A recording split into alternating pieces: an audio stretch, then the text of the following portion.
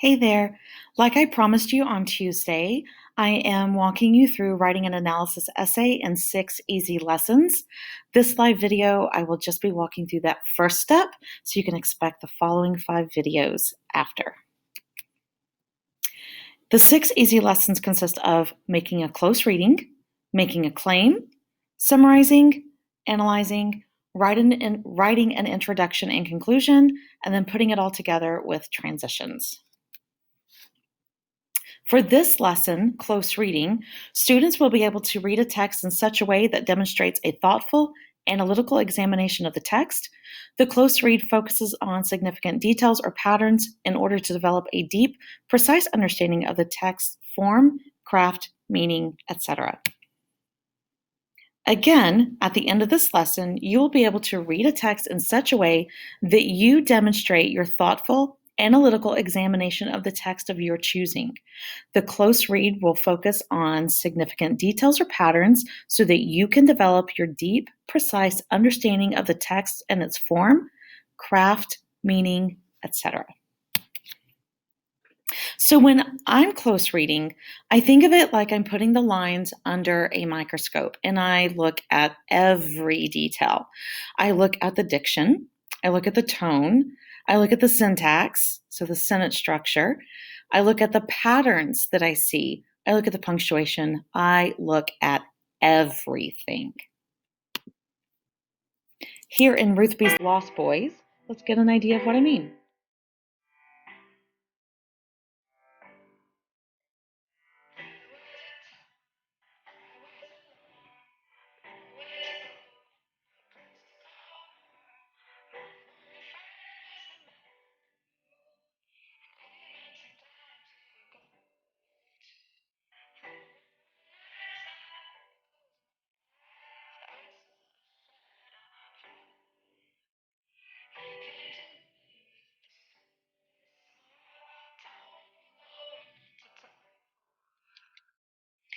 So, did you notice that when the song started playing, she used words such as alone, nowhere, no place, only?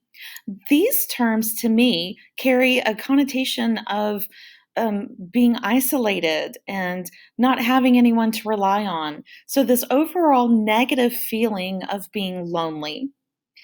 She does say her only friend was the man in the moon. And if I think I only have one friend and it's an inanimate object or someone I can't reach out and touch, that's a really sad thought. And she even goes on to say that sometimes he would go away too, leaving her with no one. She then says she saw a shadow flying high. And I think, shadow, and that's something that's still ephemeral and not really touchable, and I can't reach out and grab that new friend of the shadow. But the shadow came to her with a sweet smile.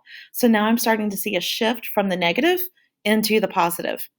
The shadow told me he wanted to talk for a while. So someone's actually reaching out to make contact with her.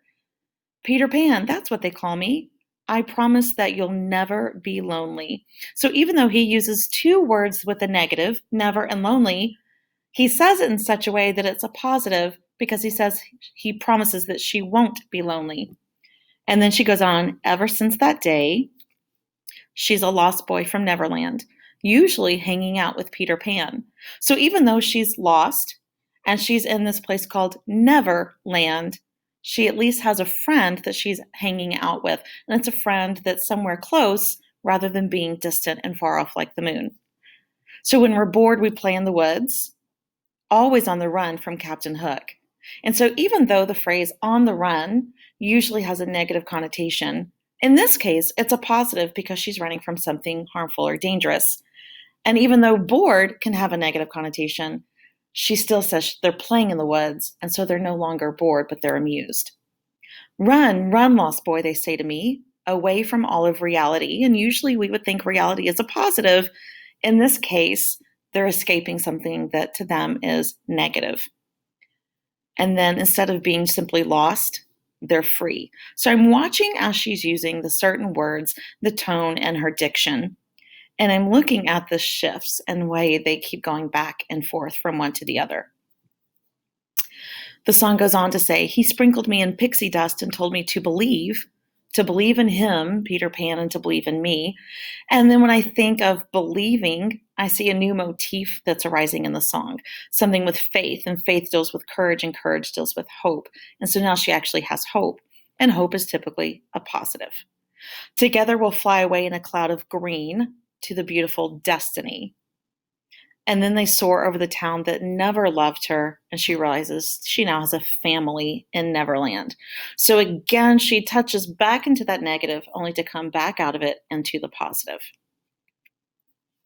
So I have to stop and notice the patterns in the text that I saw.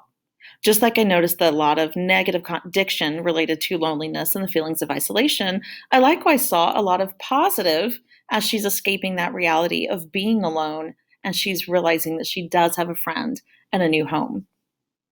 So I notice that the author uses the same type of diction throughout, switching from the positive to the negative, the positive to the negative. And then I notice that the connotation of the words used connect to the tone, so I can see how she's going from the loneliness and isolation to the believing and to the hope. And then I ask myself what the main theme is and how I know. Is it the connotation of the diction that's helping me? Is it the imagery that's helping me, such as the cloud of green? Is it the introduction of the new character, Peter Pan, who came to her with the sweetest smile? And then I have to ask if there's something specific about how the text is written. If I were looking at a different song, I might notice that it is riddled with enjambments where the line breaks off in the middle, or I would notice that it's using deliberate fragments, or I would notice even that it's using purposefully improper grammar.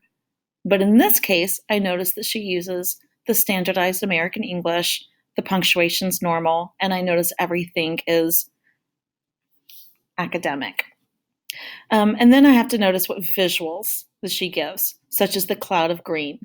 Notice that's the only color she gives, and so I'm wondering what that green might signify. If you're annotating a TV episode, it's a little bit harder to annotate that, so we'll call it taking notes over it. Or if you're listening to a podcast, then you would look at the visuals that podcast or that TV episode has for you to analyze, such as the lighting. Does it affect the mood of the episode? What about the music? Are you listening to something specific, and does that music pause when something dramatic is about to happen, or does it speed up or get into deeper tones when it's eerie and ominous? When you analyze, you're making meaning, so you're inferencing. You've done this before. Pull into those inferencing skills from your freshman and sophomore years, and now you're going to put them into play. So again, what do you notice? I noticed her pattern of diction. Ask yourself what the text is telling you. The text for me is implying feelings of isolation and her desire to be accepted. And then I have to ask, what is the interconnectedness? The text and the diction send a message that we all want to be included in something. When I see you again, we'll talk about writing a claim.